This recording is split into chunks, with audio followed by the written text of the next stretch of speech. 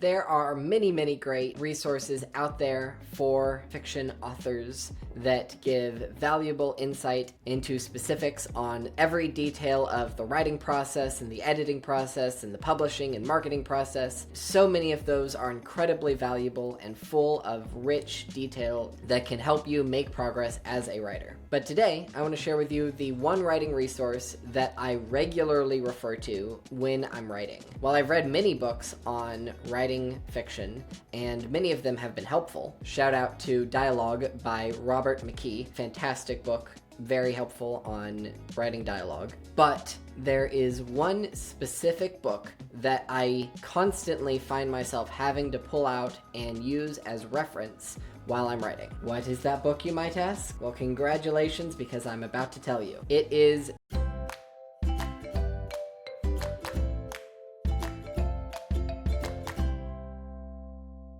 The Emotion Thesaurus, A Writer's Guide to Emotion by Angela Ackerman and Becca Polgussi. This is a fantastic resource that I regularly use because it acts as an encyclopedia of body language. Containing 130 different emotions, this book gives specifics on how to effectively write that emotion. For example, here we have disappointment, and it gives physical signals and behaviors for portraying disappointment in a story, such as lowering one's head, hunched posture, a heavy sigh, slinking away. It also gives internal sensations, mental responses, acute or long-term responses for this emotion, signs this emotion is being suppressed, and what this emotion may escalate or de-escalate to. Another one here, we have pride. This can be represented by things like a high chin, a huge smile that shows lots of teeth, expansive moments, speaking first and thinking second, if at all. Or here we have appalled. This can be portrayed by the eyebrows drawing close together, the jaw going slack, rubbing hands, or appearing to go white in the face. Eagerness can be portrayed by leaning forward, eyes that glow, squeezing the hands at one side, licking one's lips and smiling, feet pointing forward. Rage can be portrayed by hands that clench and unclench, flushed or molted skin, pushing and shoving, screaming, threatening violence. Skepticism can be portrayed by pursing the lips in thought, tilting the head and pausing, narrowed eyes, referencing similar events from the past that did not pan out. So those are a few examples. And the reason why an entire encyclopedia on body language is helpful